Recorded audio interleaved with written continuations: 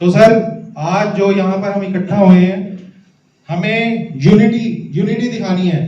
भले ही आपके बच्चे किसी भी स्कूल में पढ़ते हो, बहुत सारे चेहरे नए हैं मेरे लिए, शायद मैं नहीं जानता उन्हें, लेकिन वो मुझे जानने लग गए हैं क्योंकि एक आवाज उठाई थी हमने, और उस आवाज में कहते हैं ना, भगत सिंह तो सबको चाहिए, कहाँ चाहिए सर? भगत सिंह बना दिया आप लोगों ने। जैसे कि अभी मयंक जी बता रहे थे कि मयंक जी को तो हमने भी भगत सिंह का दर्जा दे दिया था शुरू में ही, क्योंकि जब फर्स्ट ईयर विंडो हमने लगाई थी, फर्स्ट ईयर विंडो 9 अप्रैल को हमारा जो पहला प्रोटेस्ट हुआ था डीसी ऑफिस के बाहर, वो इतना जबरदस्त प्रोटेस्ट था कि वहां से तो बस इस आंदोलन की नींव रख दी गई थी। हमें लगने लग गया था कि ये आंदोलन निस्संदेह बहुत लंबा जाएगा, क्योंकि हमें जिस तरह के मतलब स्कूलों से, डी ऑफिस से इधर जो रिस्पॉन्स मिल रहा था, वो सब टाल मटोल के रिस्पॉन्स चल रहे थे।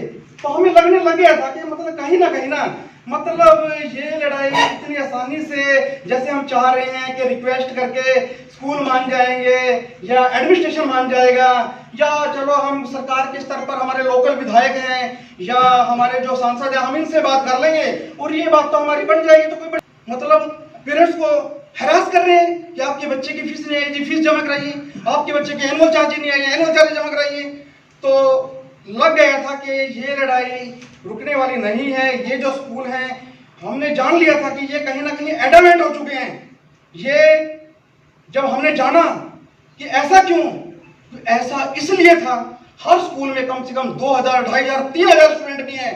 तो जब उनको 15,000 से मल्टीप्लाई करते हैं तो विद इन ए वीक 5 से 6 करोड़ रुपए उनके बैंक बैलेंस में सीधा जाता है। इसको कोई स्कूल खोलने के लिए तैयार नहीं था, जिसकी वजह से हमें लगने लग गया था कि ये लड़ाई निस्संदेह लंबी चलने वाली है।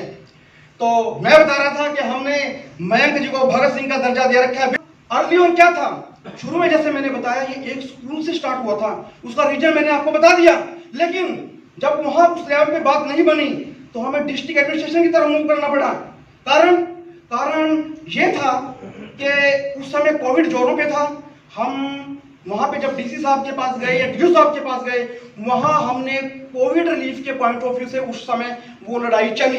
2-3 प्रोटेस्ट हुए, वो कोविड को लेकर चले, लेकिन बाद में ये स्थिति स्पष्ट हो चुकी थी कि ये लड़ाई कोविड की नहीं है। अब 21-22 में ये लड़ाई कोविड की नहीं है, क्योंकि सेशन 21-22 में गवर्नमेंट की तरफ से ऐसी कोई इंस्ट्रक्शन ही नहीं थी किसी भी इंस्टीट्यूशन के लिए, किसी चाहे स्कूल है, कॉलेज है या कोई अदर गवर्नमेंट इंस्टीट्यूशन है, उसमें कोविड के नाम पर कहीं भी किसी तरह की किसी के लिए कोई रियायत नहीं थी। तब जाके हमें लगा कि मतलब इस तरह से तो बात बनने वाली नहीं है। तब हमने जाके जो हमारे हरियाणा एजुकेशन 2003 के जो रूल्स हैं, हरियाणा एजुकेशन रूल्स 2003, हमने एक बुक ली, उसकी 1200 की थी, 1600 की थी, कुछ इतने से की बुक थी, क्योंकि हमारे जो लीगल एडवाइजर हैं उन्होंने कहा कि वो बुक की जरूरत पड़ेगी। तो ठीक है जी, हम एट द स्पॉट वो बुक ले आए। हमने जब देखा, उसमें जाना, सारे रूल देखे, वहां से एक पॉइंट मिला कि ये स्कूल ले क्या सकते हैं। सबसे बड़ी बात तो ये जानने की थी कि ये स्कूल पेरेंट्स से, बच्चों से क्या चार्ज कर सकते हैं। तो वहां जब हमने पाया, हमने देखा कि एक फॉर्म 6 होता है, एक फॉर्म 6 होता है जो सभी प्राइवेट स्कूल्स को शिक्षा विभाग में सबमिट करना होता है। वहां हमने पाया कि ये स्कूल केवल वही फी फंड चार्ज कर सकते हैं जो उस फॉर्म 6 में मेंशन है। अगर एक लाइन में मैं इसको डिफाइन करूं, जैसे कि अगर आपने सोशल मीडिया पे भी मुझे सुना होगा, मैंने वहां भी डिफाइन किया। एक लाइन में अगर मैं डिफाइन करूं इस फॉर्म 6 को, तो वो क्या है? Form 6 is a statement that contains minimum facility to be provided by the school and maximum fees to be charged by the private schools. Means form 6 में वो फैसिलिटीज प्राइवेट स्कूलों को मेंशन करती हैं कि ये मिनिमम फैसिलिटी हम बच्चों को देंगे। जो बच्चे हमारे यहाँ हमारे विद्यालय में पढ़ रहे हैं उनको हम ये मिनिमम फैसिलिटी प्रोवाइड करेंगे और उसके बदले में ये मैक्सिमम फीस चार्ज करेंगे। जब हमने देखा, उसमें हमने पाया कि जो मंथली फीस थी वो स्कूलों की, अलग स्कूलों की सबको पता ही है, वहाँ पे 2900, 3100, 3000 इस तरह के 4 स्लैब्स थे। उसके अलावा फीस के नाम पे कुछ और फी फंड मेंशन ही नहीं था। तो हम हैरान रह गए कि ये स्कूल इस तरह से 15-15 हजार ये चार्जेस कहाँ से चार्ज कर रहे हैं, कैसे, और ये ऐसे ले कैसे रहे हैं कि जी रूल तो यही है। फिर हमें कंफर्म हुआ कि रूल तो यही है कि वही फी फंड वो चार्ज कर सकते हैं जो फॉर्म 6 में मेंशन है, इसके अलावा ये प्राइवेट स्कूल कुछ भी चार्ज नहीं कर सकते। वहां से तो बस फिर हमारी एसोसिएशन के अंदर एक ऐसी जान आ गई कि जो हमने 9 अप्रैल 2021 को जो सीएम लगाई थी, 15 तारीख को हमें उसके रिजल्ट मिल गए थे। उसके एमिनेंट पर्सन जो थे हमारे ब्लॉक एजुकेशन ऑफिसर मैडम, जो हमारा ये गवर्नमेंट सीनियर सेकेंडरी स्कूल है उसमें हमारा खंड शिक्षा विभाग है, खंड शिक्षा अधिकारी जो मैडम हैं वो उनके पास हमारी सीएम विंडो सेटल होने के लिए गई। तो वहां पे हमारी एसोसिएशन के 10-12 मेंबर और उधर से स्कूलों की तरफ से कई बार तो वहाँ माहौल भी बड़ा गर्म हो गया था, क्योंकि 1-2 बंदे तो हमारे साथ भी ऐसे थे जो थोड़ा सा अगर कोई बात इस तरह की अनईवन हो जाती थी वो थोड़ा तहस में आ जाते थे। ठीक है, क्योंकि जोश था, वो भी अच्छे जन थे, तो कई बार हमें उनको कंट्रोल भी करना पड़ता था। तो लास्ट में आके कंक्लूड ये किया जो madam block education officer madam थी कि अभिभावकों को उन्होंने बताया कि रूल ये होता है शिक्षा विभाग का कि ये जो स्कूल है फॉर्म 6 के अनुसार ही फी फंड चार्ज कर सकते हैं। और हम हमारी टीम को दिखाया, आप ये डिसीजन सेटिस्फाइड हैं, वी आर एग्री, हमने अपनी कंसेंट दे दी। तो वहां हमारी वो फर्स्ट विन थी सीएम विंडो लेवल पे, जब हमारे फर्म में वहां से 2 डिसीजन हमें हाई कोर्ट से लेके आना पड़ा।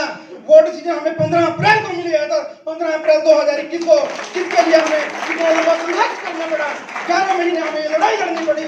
सिर्फ इन जो ये निजी स्कूल हैं इनकी गलत मानसिकता की वजह से हमें इतनी लंबी लड़ाई लड़नी पड़ी।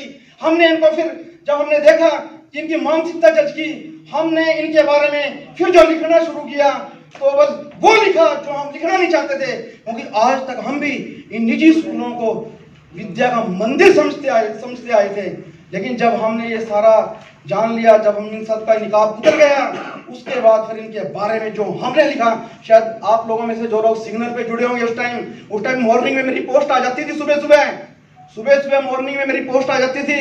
उसमें मैंने जो इनके बारे में लिखा, जो मैंने लिखा, तो वो मुझे नहीं लगता कि कभी इस तरह के जो हमारे शिक्षाविद हैं, हमारे कुछ साथी अभिभावक बाहर आए हैं, उनसे मेरा निवेदन है वो प्लीज आए, जहां भी कहीं सीट अवेलेबल है वो सीट ग्रहण करें। आपका बहुत बहुत स्वागत है यहाँ पहुंचने पर। तो बहुत कुछ लिखा जिनके बारे में, चलो ये चर्चा एक अलग तरह की चर्चा है। ये थोड़ा सा मैं बताना चाहता था कि कैसी लड़ाई चली। तो जब सीएम विंडो के ऑर्डर्स स्कूलों ने मानने से इनकार कर दिया कि जी ये तो सिर्फ एक स्कूल के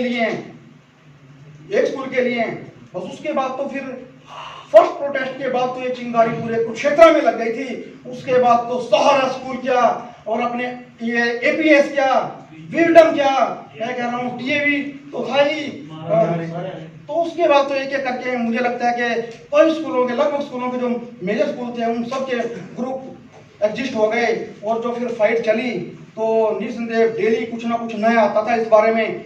और लेकिन बीच में फिर एक फेज आई, जैसे ही कोविड थोड़ा सा लाइट हुआ तो लोगों के जो बिजनेस हैं वो दोबारा से ओपन हुए, लोग अपनी जॉब से जाना शुरू कर, वहाँ पे थोड़ा सा ये फिर थोड़ा सा जो गैप आना शुरू हुआ, वहाँ पे शुरू हुआ था गैप आना। एनीवे, लेकिन टीम पेरेंट एसोसिएशन ने ये ठान लिया था कि हमें पता है कि जो हमारे पेरेंट्स हैं वो हमारे बैक फुट पे खड़े हुए हैं, हमारे पीछे खड़े हुए हैं, हमें विश्वास था। तो टीम पेरेंट एसोसिएशन डॉक्यूमेंटेशन के बल पे स्टेप बाय स्टेप आगे बढ़ती गई। वो लड़ाई स्कूल लेवल से उठ के डीए लेवल पे आ गई। डीओ लेवल से जब हमें वहां से लगा कि कार्रवाई तो चल रही है पर रिजल्ट नहीं आ रहा है, तो हमें अगले स्टेप की तरफ मूव किया। हमें पता चला कि इससे अगला स्टेप एसएफआरसी लेवल है। जब यहाँ से अगर आपके पास सही सोल्यूशन नहीं आ रहे हैं तो आपको अगले स्टेप पे जाना पड़ेगा। तो हमने 29 अप्रैल को अपनी complaint FFRC fee fund regulatory committee Ambala division, जिसमें 3-4 डिस्ट्रिक्ट आते हैं, उसकी एक कमिश्नर होती है, कोई कमिश्नर होता है उसका जो आईएएस अफसर होता है, वो उसका कमिश्नर होता है, उसके अंदर 4-5 डिस्ट्रिक्ट आते हैं। तो वहां पे हमने वो अपनी कंप्लेंट लगा दी। तो कंप्लेंट लगाने के बाद कुछ कॉरेस्पॉन्डेंस हुई, लेकिन मामला फिर वही ठंडे बस्ते में जाता रहा। कंप्लेंट वहां डली हुई है लेकिन रिजल्ट नहीं आ रहे हैं। बार बार कॉरेस्पॉन्डेंस डीओ से हो रही है, एफएफआरसी से कॉरेस्पॉन्डेंस हो रही है, लेकिन रिजल्ट नहीं आ रहा है। उसके बाद जहां तक मेरे को याद आ रहा है, जून लास्ट वीक या जुलाई फर्स्ट वीक था, वहां पे हमारे को एक ऐसे एविडेंस मिल गए थे जिनके दम पे पेरेंट एसोसिएशन को अपनी फतेह की, अपनी जीत की सुगंध आने लगी थी। वो क्या थी?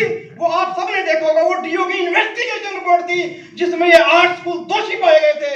उन 8 स्कूलों में DAV school, sector 3, APS, Sahara, Saini public school, BR international public school, DPS, saint action memorial public school. तो इस तरह 8 स्कूल थे जो इस इन्वेस्टिगेशन रिपोर्ट में क्लियरली दोषी पाए गए थे। और ये रिपोर्ट भी हमें ऐसे ही नहीं मिली थी, हम वहां चक्कर लगाते रहे, नहीं मिली। लास्ट में हमें आरटीआई लगा के वो रिपोर्ट की कॉपी लेनी पड़ी। और जब हमें वहां से वो कॉपी मिली तब हमने फर्स्ट अपनी मीटिंग ब्रह्म सरोवर पे बुलाई थी कि ज्यादा से ज्यादा वहां अभिभावक आए और वो जाने, ये देखो ये स्कूल जो है इस इन्वेस्टिगेशन रिपोर्ट में डीओ साहब ने दोषी करार कर दिए हैं। क्या दोषी करार थे? सेक्शन 158 की अवहेलना हो रही थी कि फॉर्म 6 से ज्यादा ड्यूज ये चार्ज कर रहे थे स्कूल। उन्होंने स्पष्ट इसमें क्लियर मेंशन कर दिया था कि ये दोषी स्कूल है जो अभिभावकों से फॉर्म 6 से ज्यादा फी फंड चार्ज कर रहे हैं। तो उसके बेस पे वो एक ऐसा सॉलिड डॉक्यूमेंट हमारे पास आया था जिसको लेके वो लड़ाई चलती रही। फिर 1-2 बार हमें एफआरसी भी जाना पड़ा, हम कमिश्नर से मिल के आए, 1 घंटा हमारी कमिश्नर से बात हुई। लेकिन मजे की बात यह है उस 1 घंटे में सिर्फ कमिश्नर को सुनना पड़ा, उसके पास हमारी बात को काटने का एक भी लॉजिक नहीं था। 1 घंटा वो कमिश्नर हमें सिर्फ सुनता ही रहा। उसने कभी विकास जी के पॉइंट आ रहे हैं, कभी मेरे पॉइंट आ रहे हैं, कभी बजाज साहब के पॉइंट आ रहे हैं। हम 4 बंदे वहां पे गए थे, हमारे मनु भाई वहां पे थे। तो जिस का पॉइंट आया, क्योंकि हमारा जो होमवर्क है वो काफी लंबा हो चुका था, ये केस काफी लंबा चल गया था, जिसकी वजह से हमें भी टाइम मिल गया वो सारी चीज जो रूल्स हैं उन सबको जानने का। तो चीजें हमारे टिप्स पे थी, वो भी देखे भाई ये बंदे ये बातें क्या कर रहे हैं। आम अभिभावक को तो ये बातें पता ही नहीं होती। अरे फॉर्म 6 का तो किसी को पता ही नहीं होता। हमने अपनी क्या नाम सारी एजुकेशन कंप्लीट कर ली, डबल मास्टर डिग्री तो मैंने कर की है। आज तक मुझे ये नहीं पता था कि कोई फॉर्म 6 भी होता है, कि जो स्कूल है वो किस बेस पे फीसें चार्ज करते हैं, मुझे नहीं पता था इस बात का। तो मुझे तो जब मुझे नहीं पता था, मुझे तो ऑटोमेटिकली है कि मेरे सारे अभिभावक बैठे हैं तो कभी ये चीजें जानने की जरूरत नहीं पड़ी, कभी ये रूल पढ़ने की जरूरत नहीं पड़ी। तो ऑब्वियसली इन बातों का किसी को ज्ञान ही नहीं था। तो वो देखें, कभी 158(1) की बात होती है, कभी 158(2) की बात होती है, कभी फॉर्म 6 की बात होती है, कभी आरटीई राइट टू एजुकेशन की बात होती है। वो देखें ये चारों तरफ से क्या गोले दाग रहे हैं। वो सिर्फ सुनता ही रहा। उसने एफआरसी को विदिन 60 डेज कोई भी कंप्लेंट आ जाए वो डिस्पोज ऑफ करनी होती है, वो डिसाइड करनी होती है। हमें एफआरसी के साथ भी 300 दिन लड़ना पड़ा। 60 दिन के अंदर अंदर जो ये कंप्लेंट डिसाइड होनी थी 29 अप्रैल को हमने दी, उसका जो हमें पॉजिटिव रिजल्ट, सकारात्मक रिजल्ट 22 फरवरी को एफआरसी ने दिया। आप अंदाजा लगा सकते हो 29 अप्रैल के बाद 22 फरवरी तक कितने महीने बढ़ते हैं? लगभग 11 महीने का टाइम बढ़ता है। 300 से ज्यादा दिन हमें एफआरसी के साथ लड़ना पड़ा। हमें वहां से यह है कि जब भी हम जाते हैं आरटीआई या उसके थ्रू हमें कोई ना कोई नया डॉक्यूमेंट वहां से मिलता गया जो हमारी एसोसिएशन को, हमारे इस फी फंड विवाद को मजबूत करता गया। तो वहां से हमारा day by day confidence buildup होता गया। यही कारण है कि हमारे किसी भी एसोसिएशन के मेंबर ने पीछे मुड़ के नहीं देखा। उनको पता चल गया था कि आज आपके हाथ में वो तथ्य हैं, वो एविडेंस हैं जिनके बस पे आज हम हाई कोर्ट में भी अपनी याचिका लगा सकते हैं। कारण ये है एफआरसी डिले कर सकती है, एफआरसी डिले कर सकती है, लेकिन अगर हाई कोर्ट ने एफआरसी को डायरेक्शन दे दी फिर वो बिल्कुल स्टिपुलेट टाइम हो जाता है उसके लिए और उस फिक्स टाइम के अंदर उसको डिसाइड करनी पड़ती है। यही कारण था जब अभिभावकों पर, बच्चों पर, पेरेंट्स पर इन निजी स्कूलों की जातियां बढ़ती जा रही थी, तभी उनके पास टेलीफोनिक मैसेज आ रहे हैं कि जी आपके बच्चे की फीस नहीं आई है, आपके बच्चे के एनुअल चार्जेस नहीं आई है, आपके बच्चे को हम ऑनलाइन क्लास से रिमूव कर देंगे, आपके बच्चे को क्लास में एंट्री नहीं करने देंगे। ऐसे ऐसे इंसिडेंट्स कई अभिभावकों के साथ, सभी के साथ तो नहीं, लेकिन स्कूल भी सिर्फ इसको मुद्दे को इस तरह से टैकल करता था कि बीच बीच में एक आधे बच्चे को इंजेक्शन लगाता था ताकि एसोसिएशन भी मतलब इससे वो रहे कि ये क्या हो रहा है क्या नहीं हो रहा है। मतलब कहीं ना कहीं हतोत्साहित करने के लिए पेरेंट्स को, एसोसिएशन को उन्होंने किस तरह की टैक्टिक्स ना यूज की हो। निम्न स्तर पर मैंने इन निजी स्कूलों को, ये लैंडलॉर्ड बंदों के स्कूल हैं, अरबों खरबोपति बंदों के स्कूल हैं, ये डीयू तो चलो संस्था का स्कूल है, बाकी सारे स्कूल प्राइवेट स्कूल हैं जो निजी बंदों के स्कूल हैं। ये करोड़ों अरबपति बंदे हैं, इनको मैंने निम्न स्तर पर, इनकी निम्न मानसिकता मैंने देखी है कि उन्होंने पैसे के लिए पेरेंट्स को क्या तक नहीं कहा, बच्चों के ऊपर किस तरह की जातियां नहीं की। तो इन सब चुनौतियों को हमने फेस किया, इन सब चैलेंज को हमने फेस किया। और इसके अलावा मैं एक बात और भी बता दूं, शिक्षा मंत्री पे जब हम यमुनानगर गए थे उनके निवास स्थान पे, उन्होंने हमें विश्वास दिलाया था कि हमारे पास ठीक है आपका ज्ञापन आ गया, हम आपको अश्योर करते हैं कि जल्दी से जल्दी हम इसके बारे में कानून बनाएंगे। हमने भी देखा कि आज तक इसके बारे में, फी वृद्धि के बारे में, इस बारे में कोई इस तरह का रूल ही नहीं है। जब सरकारी स्तर पर चर्चा हुई तो ठीक है, हमें वहाँ से आश्वासन मिला, हम वहाँ से आगे, लेकिन हम उन सरकारी एमएलए एमपी इनके भरोसे नहीं बैठे रहे।